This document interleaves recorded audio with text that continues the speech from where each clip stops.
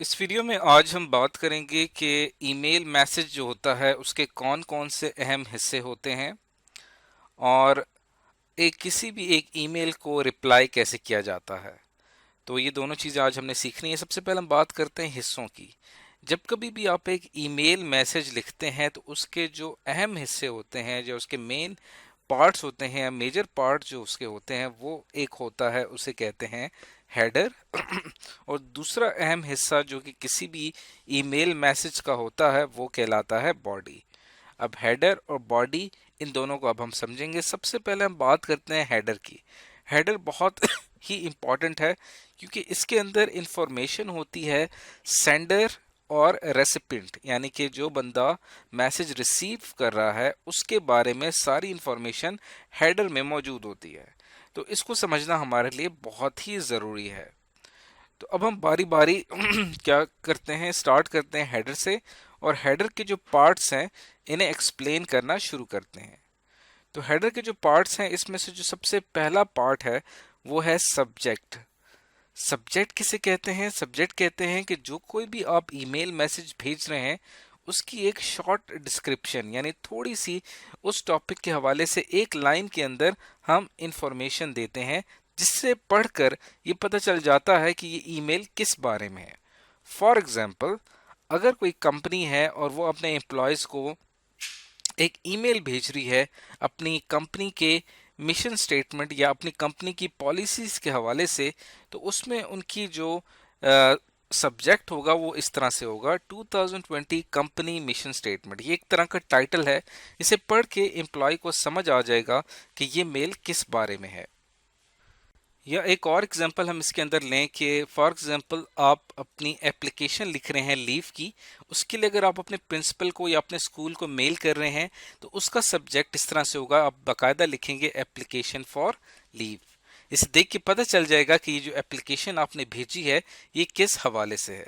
तो सब्जेक्ट बड़ा ही इंपॉर्टेंट होता है। उसके बाद हेडर का जो दूसरा बहुत अहम हिस्सा है वो है सेंडर। सेंडर में क्या होता है कि सेंडर का, इसके अंदर इसका ईमेल एड्रेस होगा। फॉर एग्जांपल, आप अगर मेल भेज रहे हैं तो आप अपना ईमेल सेंडर के सेक्शन में इस तरह से लिखेंगे। तीसरी अहम चीज होती है डेट एंड टाइम, कि आप जो भी मैसेज भेज रहे हैं उसके साथ साथ आपका डेट एंड टाइम भी वहां पे जाके रिसीव होगा, जब वो मैसेज आपका रिसीव होगा रेसिपेंट के पॉइंट पे, जहां पे रिसीवर उसको रिसीव करेगा। और हेडर में एक और अच्छा ऑप्शन होता है रिप्लाई टू का, जिसके अंदर आपको अगर कोई मेल आई है और आप उसको रिप्लाई करना चाहते हैं तो आप इसके ऊपर क्लिक करेंगे।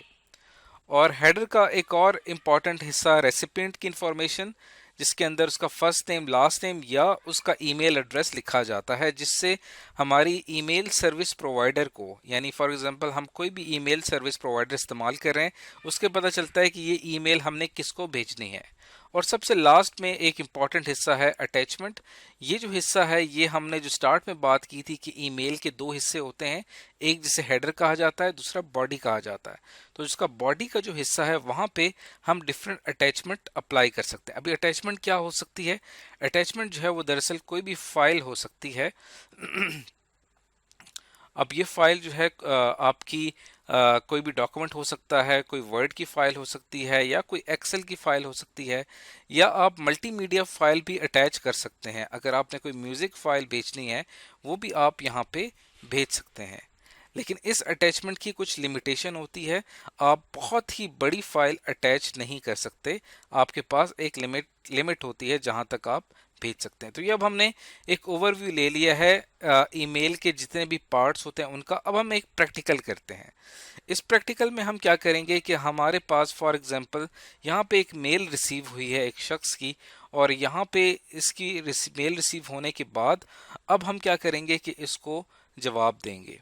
तो उसके लिए हमारे पास दो ऑप्शन है, या तो मैं यहाँ पे कंपोज के ऊपर क्लिक करूंगा, तब मैं एक न्यू ईमेल लिखना शुरू कर दूंगा। लेकिन यहाँ पे आपको ये जो ऑप्शन नजर आ रहा है ये रिप्लाई का ऑप्शन है, जो कि हमने इससे पहले पार्ट्स में डिस्कस किया था कि रिप्लाई टू का भी ऑप्शन आता है। जैसे ही मैं इसके ऊपर क्लिक करूंगा तो देखिए यहाँ पे मुझे उस मेल के हवाले से यहाँ पे रिप्लाई का ऑप्शन आ गया और मैंने इस शख्स को रिप्लाई करना है। अब मैं क्या करूंगा कि यहाँ पे अपनी जो भी मेरी जो भी मेरा मैसेज है ईमेल का वो मैं यहाँ पे टाइप करना शुरू कर दूंगा। या यहाँ पे आप बाकायदा फॉर्मल तरीके से भी कर सकते हैं, थैंक्स फॉर योर मेल, और उसके बाद न्यू लाइन में जाके यहाँ पे आप ऐड कर सकते हैं जो भी आपका मैसेज है। अब आप देख रहे हैं कि यहाँ पे जब हम रिप्लाई करते हैं तो यहाँ पे आपको डिफरेंट और कुछ फंक्शंस नजर आ रहे हैं। यहाँ पे ये जो आपको ऑप्शन नज़र आ रहा है, यहाँ पे आप किसी वेबसाइट का लिंक डालना चाहें, यानी यहाँ पे मैं लिखना चाहूँ www.google.com। इसी तरह अगर आप यहाँ पे कोई फाइल अटैच करना चाहें, इसके ऊपर अगर मैं क्लिक करूँगा तो आप यहाँ पे अपने कंप्यूटर में कोई भी एक फाइल यहाँ से सेलेक्ट करके यहाँ पे अटैच कर सकते हैं। आप कहीं पे भी जाके कोई भी फाइल अटैच करना चाहें तो आप अटैच कर सकते हैं। और यहाँ पे आप ये डिफरेंट इमोजीज हैं, एक्सप्रेशंस डालने के लिए आप यहाँ पे ऐड कर सकते हैं। आपने कोई पिक्चर ऐड करनी है वो आप पिक्चर यहाँ पे ऐड कर सकते हैं। इसी तरह यहाँ पे गूगल ड्राइव का ऑप्शन है। गूगल ड्राइव का हम अलग से एक वीडियो में पढ़ेंगे कि गूगल ड्राइव क्या होता है, उसे कैसे इस्तेमाल किया जाता है। तो इस तरह से जैसे ही मैं सेंड के ऊपर क्लिक करूँगा तो ये मैसेज जो है ये पहुंच जाएगा। अब जैसे यहाँ पे मैंने सेंड किया तो देखिए यहाँ पे सेंडिंग का ऑप्शन आ रहा है और ये मैसेज यहाँ पे सेंड हो चुका है। अब इसके साथ जो हमने पार्ट डिस्कस किए थे, यहाँ पे कंपोज का ऑप्शन है। जैसे ही मैं कंपोज के ऊपर क्लिक करता हूँ तो यहाँ पे मेरे पास ये जो ऑप्शन आ रहा है टू और सब्जेक्ट का, ये मेरा हेडर पार्ट है। अब टू का जो सेक्शन है यहाँ पे आपका जिसको आप मेल भेजना चाहते हैं वो आप इसका ईमेल एड्रेस यहाँ पे लिखेंगे। फॉर एग्जांपल यहाँ पे मैं जिस शख्स को ईमेल भेजना चाहता हूँ उसका ईमेल एड्रेस यहाँ पे लिखूंगा। आप चाहें तो ईमेल एड्रेस भी लिख सकते हैं, लेकिन वो शख्स ऑलरेडी यहाँ पे अगर रजिस्टर्ड है तो आप उसका नाम लिखेंगे तब भी उसका ईमेल एड्रेस यहाँ पे आ जाएगा, जैसे कि आप यहाँ पे देख सकते हैं। अब यहाँ पे आपने सब्जेक्ट लिखना है कि जो भी आप सब्जेक्ट टाइप करना चाहते हैं, जिस हवाले से आप मैसेज भेज रहे हैं। यहाँ पे मैं लिखता हूँ एप्लीकेशन फॉर बुक्स। आप एक लाइब्रेरी है उसके नाम एक मेल भेज रहे हैं जिसमें आपने कुछ बुक्स के लिए एप्लीकेशन देनी है, और फिर यहाँ पे आप क्या करेंगे कि अपना पूरा ईमेल मैसेज टाइप करेंगे और यहाँ कोई भी फाइल आपने अटैच करनी हो वो आप यहाँ से अटैच कर पाएंगे।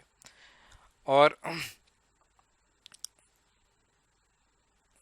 फॉर एग्जांपल यहाँ पे मैं अटैच फाइल पे क्लिक करता हूँ और यहाँ पे हम आ जाते हैं डेस्कटॉप पे, और यहाँ पे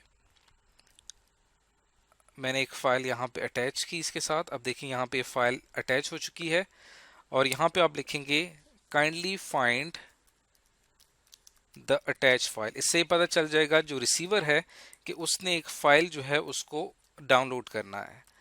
और उसके बाद आप जैसे ही यहाँ पे सेंड का बटन सेंड का बटन दबाएंगे तो आपका मैसेज सेंड हो जाएगा। अब आप ये चेक करने के लिए कि आपका मैसेज सेंड हुआ है या नहीं हुआ, आप क्या करेंगे, यहाँ पे जाके सेंड के ऊपर क्लिक करेंगे तो आप देखें कि यहाँ पे आपके पास ये आ गया है कि आपने ये मेल इस शख्स को भेजी है और इसके अंदर आपने ये फाइल अटैच कर दी है। तो आज की इस वीडियो में हमने सीखा कि हम ईमेल मैसेज जो होता है हमारे, उसके कौन कौन से हिस्से होते हैं और एक एक हिस्से को हमने बहुत ही डिटेल में जाना है। आखिर में यहाँ पे मैं बताता चलूँ कि जहाँ पे आपने फाइल अटैच की है और जहाँ पे आपने ये लाइन लिखी है ये इसका बॉडी पार्ट है। ये आप पे डिपेंड करता है कि आप उसको किस तरह से डिज़ाइन करते हैं। तो आज हमने ईमेल मैसेजेस के पार्ट्स के बारे में और किसी भी ईमेल को रिप्लाई कैसे किया जाता है इसके बारे में पढ़ा।